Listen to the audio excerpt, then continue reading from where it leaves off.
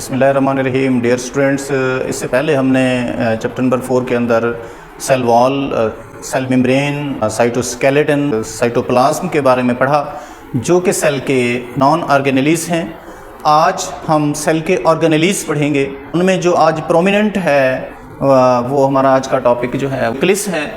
तो dear student, जिस तरह से आपने देखा है कि एक इदारे को चलाने के लिए हेड टीचर होता है, प्रिंसिपल होता है, पूरे सेल को ऑर्गेनाइज कर रहा है, पूरे सेल को कंट्रोल कर रहा है, तो वो लीडर कौन है सेल के अंदर? हमारा वो लीडर है जी न्यूक्लियस। लोकेशन के हिसाब से हम इसे चेक करेंगे। न्यूक्लियस अगर हम यूकैरियोटिक सेल्स के अंदर देखें तो, और प्रोकैरियोटिक सेल्स के अंदर, दोनों के अंदर हम इसको वॉच करते हैं। यूकैरियोटिक सेल्स में तो न्यूक्लियस हमें बड़ा प्रोमिनेंट नज़र आता है। जिस तरह से हमारे पास ये दोनों यूकैरियोटिक सेल्स हैं और न्यूक्लियस इनमें यहाँ पर प्रोमिनेंट नज़र आ रहा है, यहाँ भी प्रोमिनेंट नज़र आ रहा है। जबकि प्रोकैरियोटिक सेल्स के अंदर जो है ये प्रोमिनेंट न्यूक्लियस नहीं होता। जिस तरह से हमारे पास यहाँ एक बैक्टीरियल सेल है जिसमें आप देख रहे हैं कोई प्रोमिनेंट न्यूक्लियस नहीं है। बैक्टीरिया के अंदर कोई प्रोमिनेंट न्यूक्लियस नहीं है, तो ये प्रोकैरियोटिक सेल है। अब इसके बाद हम प्रोमिनेंट न्यूक्लियस यूकैरियोटिक सेल्स में किन किन सेल्स के अंदर होता है, तो इसमें दोनों आते हैं। एनिमल सेल्स भी आ जाते हैं, इसमें प्लांट सेल्स भी आ जाते हैं। एनिमल सेल्स में जो है ये बिल्कुल सेंटर में होता है, जबकि अगर प्लांट सेल्स के अंदर देखें तो एक बड़ा वैक्यूल होने की वजह से न्यूक्लियस जो है वो साइड पर चला जाता है। न्यूक्लियस जो वैक्यूल है इसको पुश कर देता है।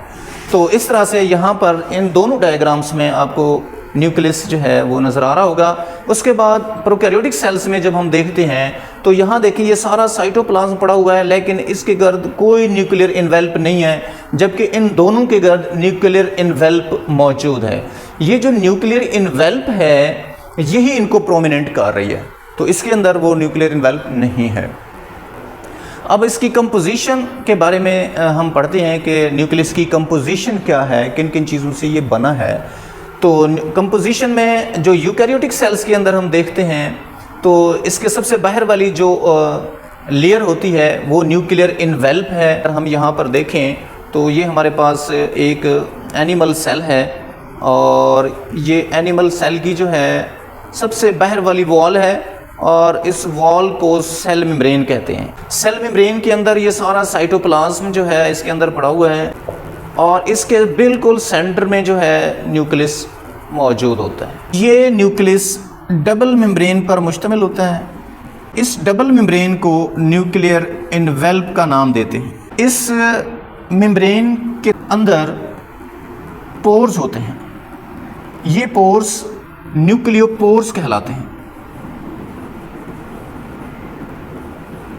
ये पोर्स न्यूक्लियोपोर्स कहलाते हैं और ये न्यूक्लियोप्लाज्म और साइटोप्लाज्म दोनों को अलग अलग कर रहे होते हैं। ये सारा साइटोप्लाज्म है जिसमें सेल के दूसरे ऑर्गेनेलीज मौजूद हैं और इसके अंदर जो है ये जो अंदर का लिक्विड मटेरियल है ये न्यूक्लियोप्लाज्म है। न्यूक्लियोप्लाज्म के अंदर एक और चीज़ मौजूद है इसके अंदर एक, और उसको हम कहते हैं न्यूक्लियोलस। ये इस ग्रेनुलर स्ट्रक्चर के अंदर जो न्यूक्लियोप्लाज्म कहलाता है, न्यूक्लियस के अंदर सारा मटेरियल, लिक्विड मटेरियल मौजूद होता है, तो इसमें न्यूक्लियोलस मौजूद होता है।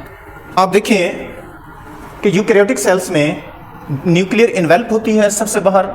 न्यूक्लियर इन्वेल्प में पोर्स होते हैं जिन्हें न्यूक्लियोपोर कहते हैं और न्यूक्लियर इन्वेल्प के अंदर जो है ग्रेनुलर स्ट्रक्चर है, सारा ग्रेनुलर मटेरियल है, इसको न्यूक्लियोप्लाज्म कहते हैं और इस न्यूक्लियोप्लाज्म के अंदर न्यूक्लियोलस मौजूद होता है। इसके ये सिंगुलर है न्यूक्लियोलस और इसका प्लूरल हो जाएगा न्यूक्लियोलाई। तो न्यूक्लियोलस मौजूद है। इस न्यूक्लियोलस के अंदर क्या चीज़ बन रही होती है? राइबोसोमल आरएनए बन रहे होते हैं। इस न्यूक्लियोलस के अंदर ये फैक्ट्री है टू मेक राइबोसोमल आरएनए। ये राइबोसोमल आरएनए क्या करते हैं? ये राइबोसोमल आरएनए राइबोसोम्स को बना रहे होते हैं। राइबोसोम्स के अंदर 50% राइबोसोमल आरएनए होते हैं और 50% जो है प्रोटीन होती है। तो राइबोसोम्स को राइबोसोमल आरएनए बना रहे होते हैं। ये राइबोसोम्स जो है फिर इन न्यूक्लियोपोर्स की मदद से बाहर निकल जाते हैं, साइटोप्लाज्म में चले जाते हैं और फ्रीली मूव कर रहे होते हैं। इसके अलावा इस न्यूक्लियोप्लाज्म के अंदर एक और चीज़ होती है जिसे हम कहते हैं क्रोमेटिन। क्रोमेटिन ये जेनेटिक मटेरियल होता है, इस तरह से इसके अंदर पड़ा होता है। क्रोमेटिन जो है केमिकली दो चीज़ों से मिलकर बना होता है। क्रोमेटिन को अगर हम मुख्तलिफ फेजेस के अंदर देखें, जब सेल नॉन डिवाइडिंग फेज में होता है, जब सेल नॉन डिवाइडिंग फेज में होता है तो क्रोमेटिन अपनी इसी फॉर्म में, थ्रेड लाइक स्ट्रक्चर्स हैं और इसी फॉर्म में मौजूद होते हैं नॉन डिवाइडिंग फेज में। लेकिन अगर सेल डिवाइडिंग फेज के मरहले में चला जाता है, अगर सेल डिवाइडिंग फेज के मरहले में जाता है तो ये क्रोमेटिन कंडेंस हो जाते हैं, थिक हो जाते हैं और क्रोमोसोम्स में चेंज हो जाते हैं, और क्रोमोसोम्स में चेंज हो जाते हैं। क्रोमोसोम्स क्या हैं? What are the chromosomes? Chromosomes के अंदर डीएनए होता है। What is DNA? Deoxyribonucleic acid इसको कहते हैं, और ये एक जेनेटिक मटेरियल है जो जनरेशन टू जनरेशन ट्रांसफ़र होता है और ये क्रोमोसोम्स के अंदर मौजूद होता है। तो इसके अलावा और क्रोमोसोम्स के अंदर क्या है? और प्रोटीन होती हैं। तो क्रोमोसोम्स जो कि न्यूक्लियोप्लाज्म में डिवाइडिंग फेज पे हमें नज़र आते हैं, उनमें डीएनए और प्रोटीन्स दोनों मौजूद होती हैं।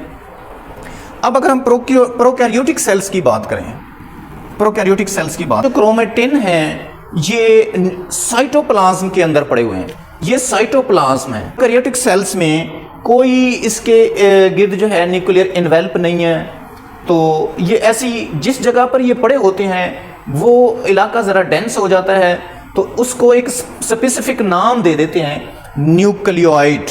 ये जहाँ पर क्रोमेटिन पड़े होते हैं वो थोड़ा सा थिक हो जाता है इलाका, तो उसलिए उस प्लेस का नाम जो है न्यूक्लियोइड हो जाता है।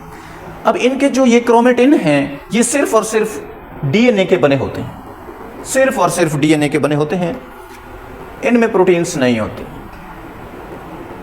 ये सिर्फ और सिर्फ डीएनए के बने होते हैं। बेटा आज की वीडियो आपको कैसी लगी आप मुझे कमेंट सेक्शन में ज़रूर बताएंगे और मेरे चैनल को प्लीज़ सब्सक्राइब करेंगे।